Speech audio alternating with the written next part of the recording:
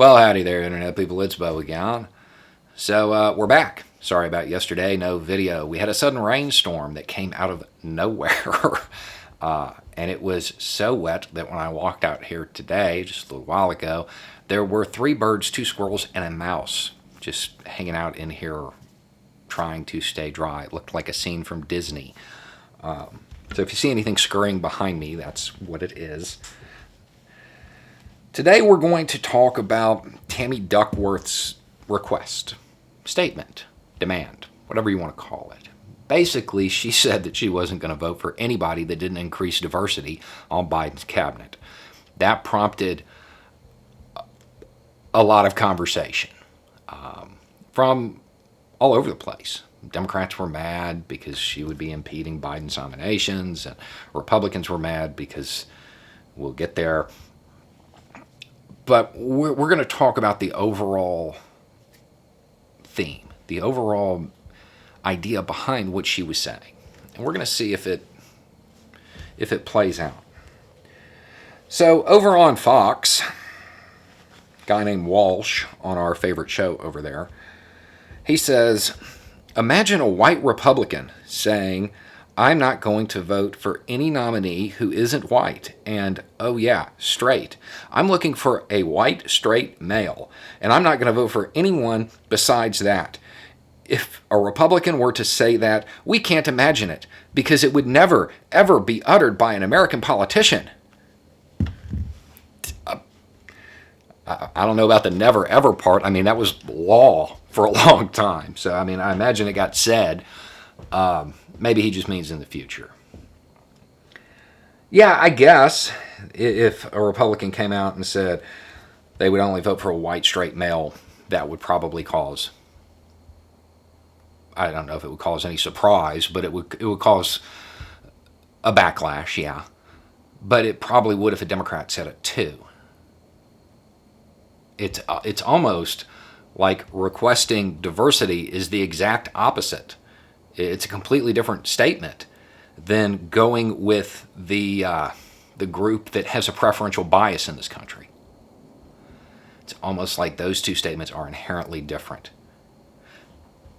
Would it carry the same weight if a Republican came out and said, I'm only going to vote for a gay black woman? I mean, that would actually be surprising. And oddly enough, the only people that would get mad about that would be Republicans.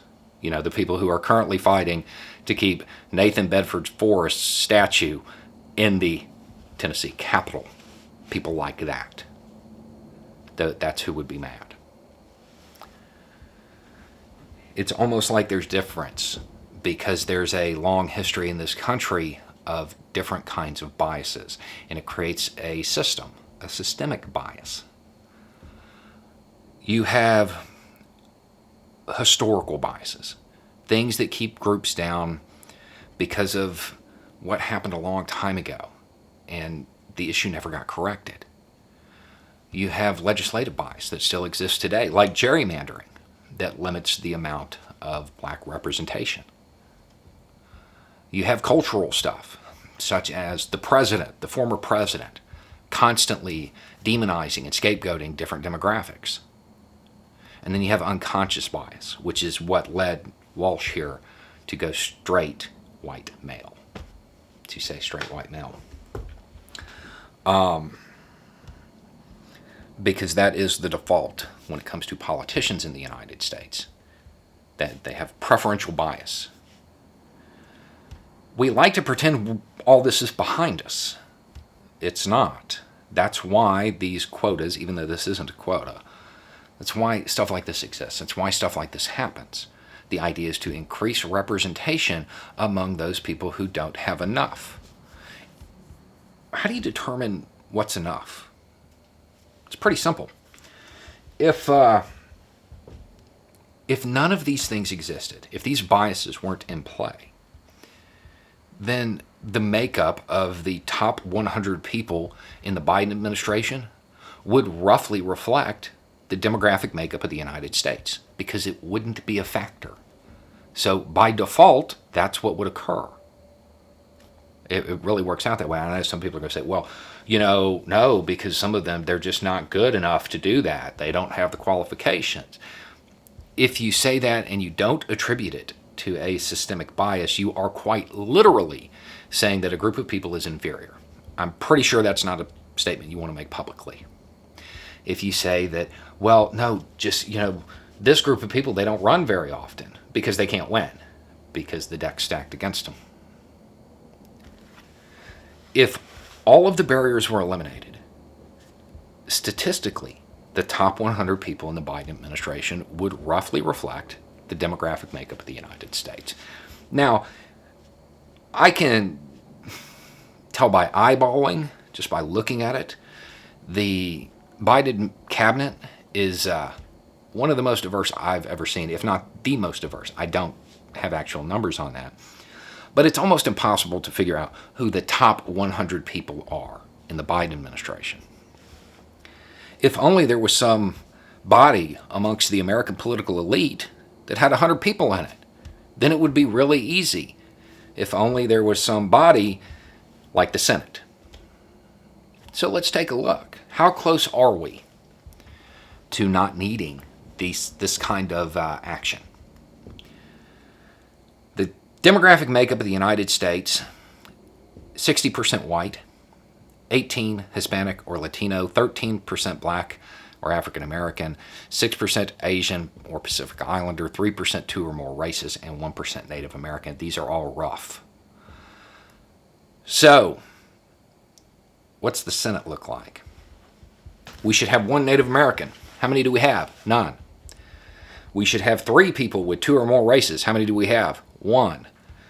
We should have 6 Asian or Pacific Islander. How many do we have? 2.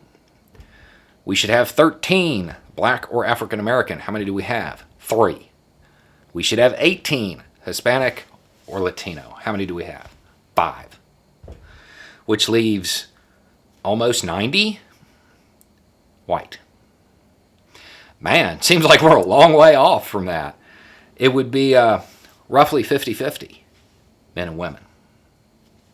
We have 24 women, I think. There would be 5 LGBTQ, and I don't have the numbers on how many are in the Senate. So we still need actions and programs that are meant to break down these barriers, to get more representation at the top for groups that don't have it in our representative democracy. The ultimate irony behind this is most people, when they ask, why do we even have the quotas like this? Why do we have to do this? Normally the answer is you. Once the biases are gone, and I can't wait till we get to that point, when everybody is just people, then yeah, that would be a wild statement for her to make. Until then, as a member of a group that is underrepresented, she's doing exactly what she's supposed to. Even if you don't like her tone, you don't like the way she did it, she's making a play to get some equality and equity in this country, to fulfill those promises. All men created equal, all people created equal today. Anyway, it's just a thought. Y'all have a good day.